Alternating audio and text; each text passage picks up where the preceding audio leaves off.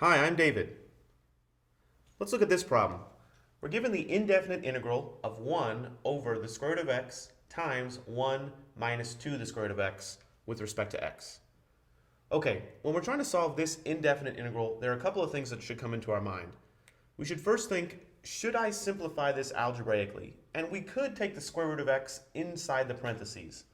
But if we do that, we'd have something that looks like square root of x minus 2x, and that wouldn't necessarily help us out here.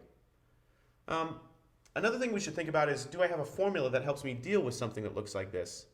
Well, it's not obvious right now what a formula would be that would help us with something like this, so maybe we should try u substitution. So let's do that. So I'm going to pick u to equal something, and I need to pick it in such a way that it's going to make my integral easier, and that its derivative is somehow sitting in this problem. Well, it's not obvious what I should choose right away, or it might not be obvious, but let's try what's in the parentheses. That's always a good choice, and see if it works. What's inside the parentheses is 1 minus 2 times the square root of x. Okay, if that's my u, then my du is the derivative of this times dx. Well, the derivative is, let's see, negative 2. The derivative of x to the 1/2 is 1/2 x to the negative 1/2. And then I don't forget my dx. Now, written in this form, it might not be really clear what's going on, but let me rewrite this du one time.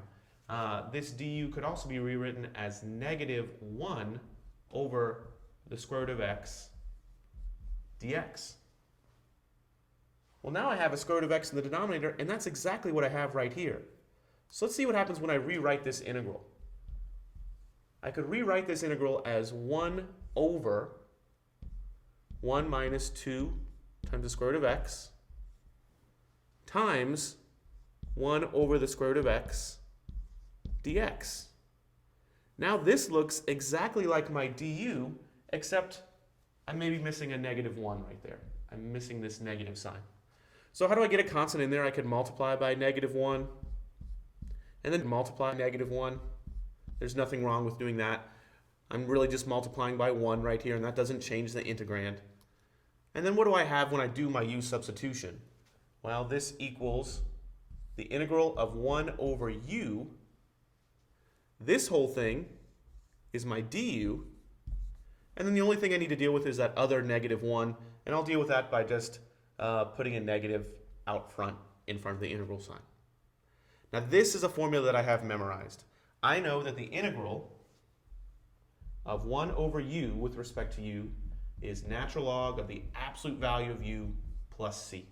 And I can't forget about those absolute value bars. That's important, because the natural log function is only defined for positive values. Okay, so let's plug this in. This is negative the natural log of the absolute value of u plus c.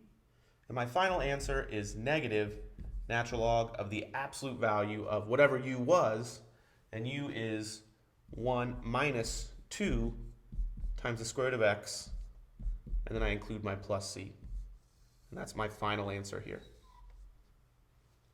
So whenever I see a problem like this, I should think of u substitution, and in this case, making u equal 1 minus 2 times the square root of x, my du is kind of sitting there in a way. This 1 over square root of x ends up being most of my derivative.